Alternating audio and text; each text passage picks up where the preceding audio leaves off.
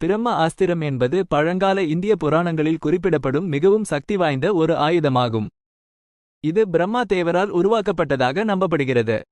சிறப்புகள்: அழிவில்லாதது, எந்த இலக்கையும் தாக்கும் திறன் கொண்டது, பிரபஞ்சத்தையே அழிக்கும் சக்தி கொண்டது. பயன்பாடு: பொதுவாக அசுரர்களை எதிர்த்து போரிடும் போது தேவர்கள் பயன்படுத்தினர்.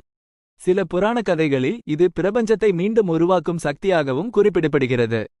குறிப்பிடத்தக்க குறிப்புகள்: இராமாயணத்தில் இந்திரன் இராமனுக்கு பிரம்ம ஆஸ்திரத்தை வழங்கியதாக குறிப்பிடப்படுகிறது. மகாபாரதத்தில் பரசுராமன் இந்த ஆயுதத்தை பயன்படுத்தியதாக குறிப்பிடப்படுகிறது.